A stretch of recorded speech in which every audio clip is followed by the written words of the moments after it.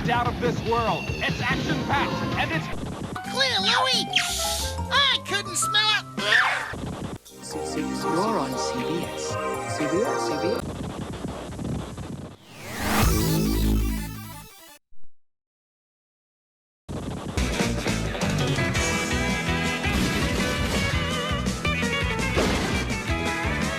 The Shnookums and Me funny cartoon show is by far one of the most underappreciated, overhated cartoons of the 1990s, let alone by Disney. Due to being made in the wake of an exodus of Spumco artists as a result of John Kricfalusi's firing from Nickelodeon, it's often accused of being a ripoff of Ren and Stimpy. In reality, the closest similarity of the two is entirely visual, since some of the key players on Ren and Stimpy participated in Shnookums and Meat. Eddie Fitzgerald, Lynn Naylor, and Mike Fontanelli, to name a few. Never mind that it is really a variety show, featuring two other segments that deviate from Ren and Stimpy's style of humor already. The titular cat and dog segment skews so much closer to MGM cartoons. The frenemies chase dynamic of Tom and Jerry mixed with the frenetic energy of Tex Avery's work at the studio. Some episodes have the cat and dog at each other's throats, while others will see them working together. Honestly, a better frame of reference for how these two behave is Timon and Pumbaa. Indeed, when the high-rating Shnookums and Meat was pulled off the air for fall 1995, it was to make room for the Lion King character's show. I always think back to Nostalgia Critic's Disney Afternoon video when I defend this show. First of all, it's very clear that he didn't even try to give the shows he didn't grow up with the time of day. To make the argument that the characters have annoying voices, he uses footage of the short with the least dialogue. Mainly, he points out that as a supposed ripoff of Ren and Stimpy, it doesn't go far enough in its content. That's just the thing. If you're going into this expecting limit-pushing antics, you're not going to get that. This is a goofy slapstick show that was meant to shake up what Disney was doing, that jammed the Gargoyles as peanut butter. It was actually Greg Weisman that had suggested Bill Kopp make a cat and dog show in the first place. Maybe Tom and Jerry antics through the lens of Ren and Stimpy people, but it's still in that comfort zone of Tom and Jerry. It's fast-paced and it revels entirely in the fact that it's trying to emulate classic chase cartoons. Its home is with the formula of two animals beating each other up until we have a victor, or until something breaks that equilibrium. So what happens when that formula is played around with? There are a couple of episodes I would categorize as horror, quote-unquote. Something's Fishy is a lighthearted slapstick romp that nonetheless uses some horror-adjacent cinematography and timing, revolving around a little fish that slowly turns into a giant monster. The way everything plays out is very silly, to the point where it really wouldn't be out of place in something like a pup named Scooby-Doo.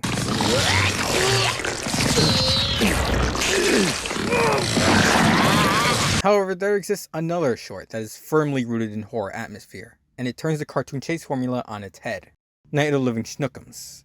First airing on October 30th, 1993 as part of Disney's Marsupilami show, the short was, as usual, written by show creator Bill Kopp, who had recently co-created Eek the Cat for Fox Kids, and went on to head the ill-fated Crash Bandicoot cartoon for Amazon.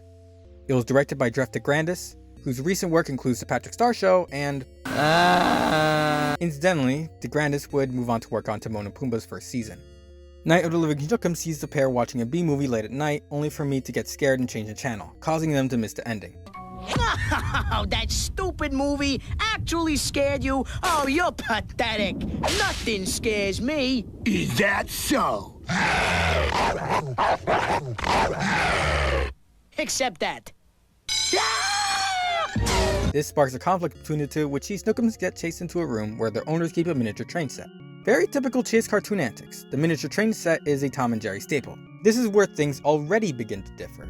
While the train would be life-size to Jerry and just about the right size for Tom to ride, Shnookums and Me are about the same size already. Therefore, the scene morphs into a surrealistic fantasy where the train set seems to grow to a large enough size to be a threat to Shnookums in an undefined setting. Now, here is where I would usually compare this to how Japanese horror has a tendency to submerge its characters into fantastical situations that screw with their senses, but this is such a brief and wacky scene that I'm just going to move on to when the chaos is over and Meat literally laughs his ass off. However, this laughter is brief. Unaware of a piece of vital info for the audience, he sees that Shnookums' body is lifeless, thinking that he'd actually managed to kill the cat. Of course, we see so many chase cartoons where the goal is to eat or kill prey. Besides one-off parodies, the point where the prey actually dies as a result of success is never explored for obvious reasons. The answer is no more Roadrunner.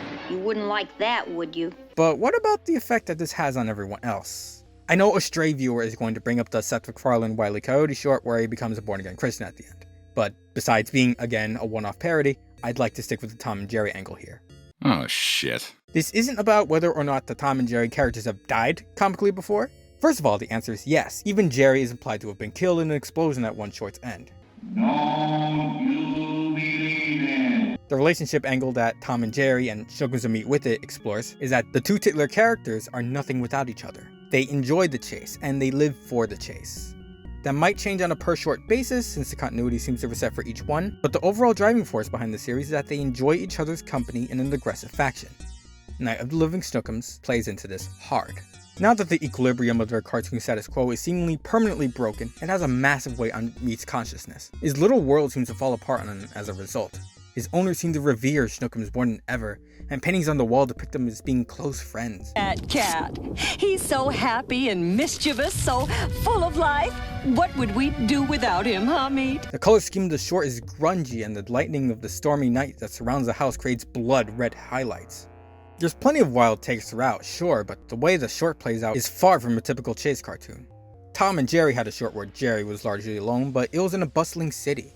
This is a short where one of its characters only has himself to bargain with and talk to, all during a point of peak paranoia. None of the typical slapstick takes place during the time that Meat is trying to cope with what he's done. It is entirely about his emotions. All the while, he anxiously keeps checking the garbage can outside to see that nothing is awry. At some point, he sees that it's open, prompting him to lock the front door several times over.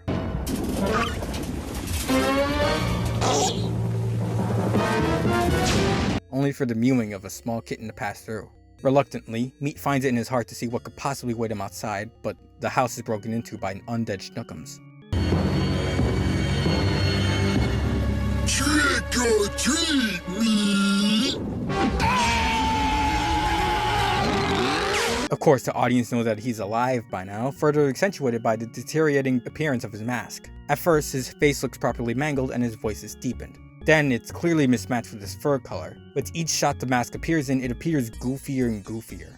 In any case, with Shnookums back in the picture, the regular cartoon status quo returns as well. We no longer hear a perpetual storm outside, and the music is back to being light and orchestral. Meat soon finds out, mask or no, and responds appropriately.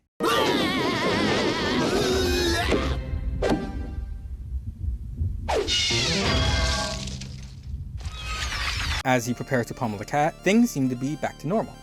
And then, Meat dies of a heart attack. Of course, it's a role reversal. The audience knows that Meat is trying to pull a fast one on Shnookums, who begins to have his own bout of stressed out self-bargaining. So, the cycle continues? No, Shnookums is smarter than that. He goes a step beyond. He stuffs Meat into a trash can tied to a boulder and takes it to be thrown off a bridge into a river. Now you might think at this point, Meat will reveal he is alive and Shnookums will learn a hard lesson. But no! Shnookums just isn't convinced. Since Meat was seeing things on top of his self-bargaining, the cat is well under the impression that the same is happening to him. I'm not really gone. I just pretended I was to teach you a cruel lesson. No, if only that were true. Hey, but it is true. I'm alive. I'm alive. Don't toy with my emotions. I'll miss you. I'm alive!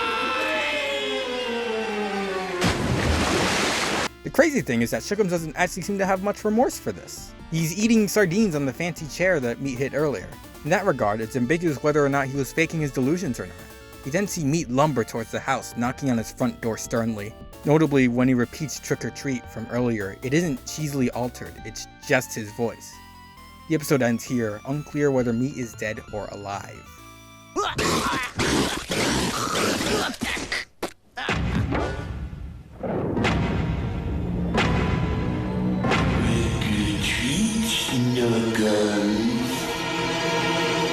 Look, I'm not going to claim that it is so screwed up. This is a Disney show. The fact that it is such an unusual thing for Disney to allow was the point. I'm also not going to claim that this is a piece of perfect horror. The sound design is frankly too busy for my liking, and I get the cheap organ is meant to mimic B movies, but the rest of the episode honestly feels too modern for that. Not to claim that Night of the Living Shnookums is elevated horror, but it feels too polished to warrant the organ and its busy sound design.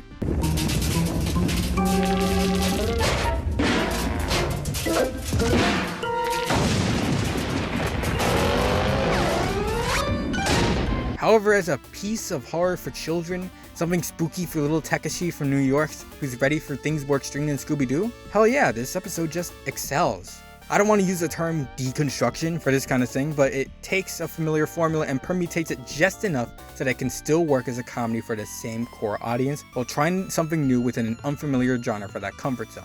What if Jerry died? How would Tom feel? What if the cycle of cartoon madness still did not end despite all this? It's the kind of weird stuff that a kid nearing their tween years might argue about with a friend or two. You know what I think? I think Casper's the ghost of Richie Rich. Hey, they do look alike. I wonder how Richie died. Perhaps he realized how hollow the pursuit of money is and took his own life. Kids, could you lighten up a little? Night of the Living Shnookums feels that better than so many other adult-oriented parodies, precisely because it is staying within its lane. It is a slapstick show for children first and everyone else second. Happy 3 months before Halloween, everybody.